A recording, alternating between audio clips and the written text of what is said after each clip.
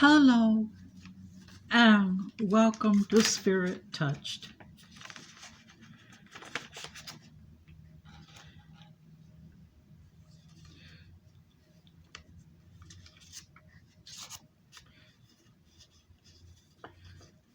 We're going to talk some more about God the Gardner. God knows one of our deepest needs is peace. That's why He planted it in the garden of our heart, which is where the Prince of Peace lives. However, weeds also grow there. Weeds of pride, worry, selfishness, unbelief, greed, unforgiveness. As our gardener, God works in our heart, pulling out all its weeds. He can do it while we are being still with Him. How? By shining the light of His presence into our heart. That light helps peace grow and the weeds to die. Another way is when we trust Him in times of trouble. Thankfulness is another, and so are praise and worship. Let's check out what Jesus says in John 15. He's the true vine. God is the gardener. What does He do in that role? One thing is to cut off branches that do not bear fruit. He just trims the ones that do to make them more fruitful.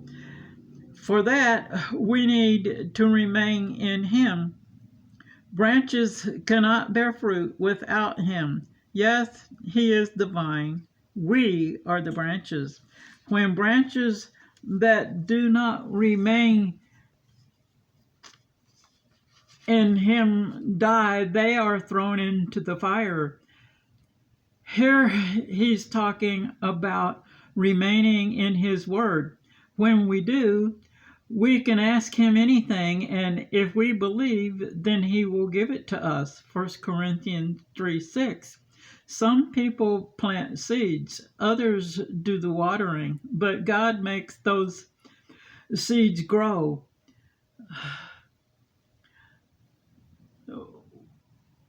Farmers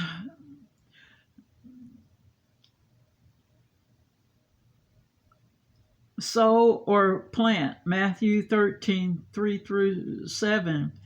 Some landed on the path where birds could eat them. Some landed on rocky ground without enough soil, so when it sprang up, the sun scorched it because it didn't have enough root.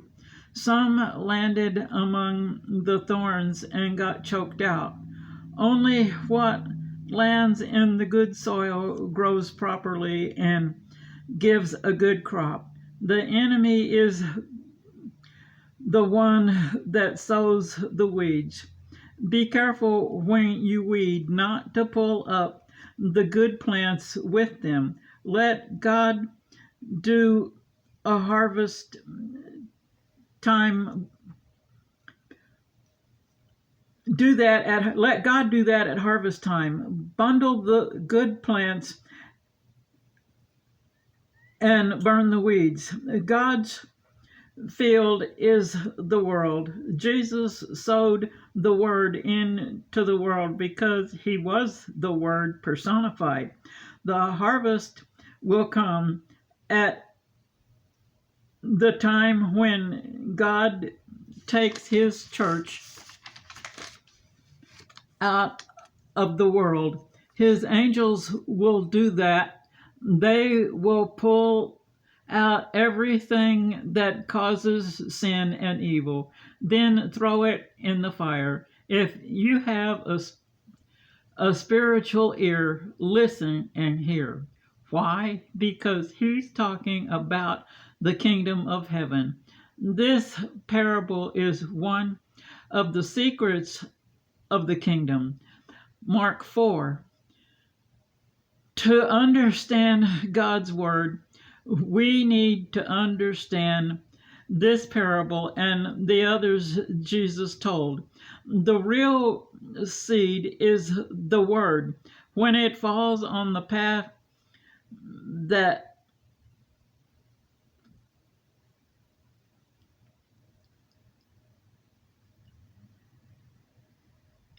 where he put them, which is another word, or the Hawaiian word for devil, comes and takes it away. When it falls on the rocks, that they receive it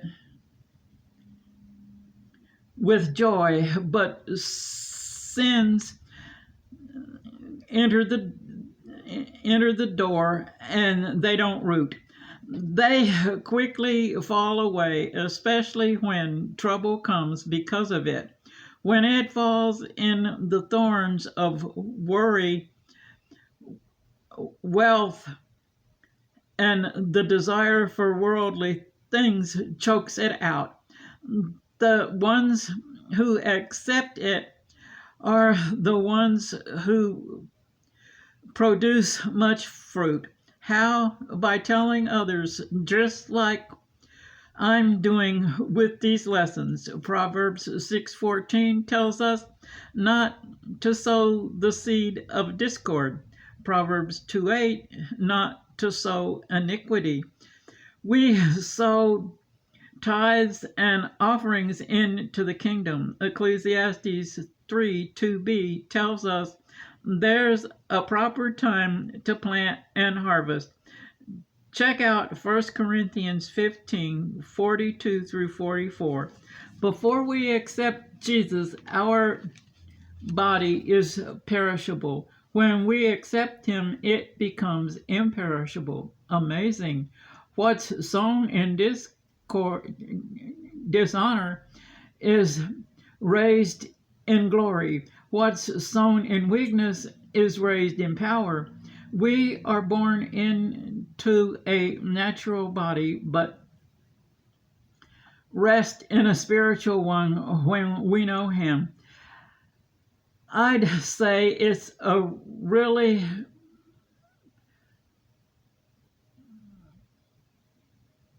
good thing to know. A good place, it's a really good place to know and accept Jesus. All that sin in our body got emptied out while Jesus was on that cross. That means he killed all our weeds.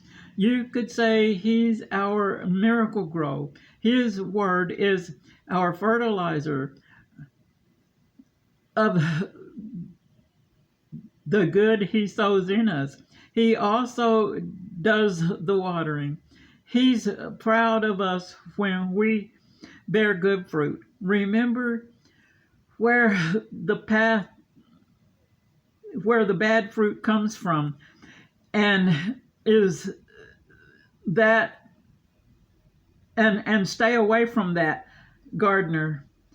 All his fruit is bitter and wormy. The bottom line is stick with Farmer God, the good gardener, so that you can be in his harvest of good fruit. Feed on his word. Thank him for choosing you to be a part of his harvest. Keep your eye on him, because the harvest will be sooner than we think. Oh, choose his garden. I will choose his garden. How about you? Go there and spend some time with the gardener. Walk with and talk with him. Google the country song, I Never Promised You a Rose Garden. It says that along with the sun, there's got to be a little rain sometimes. That rain she sings about is her tears. When it comes to our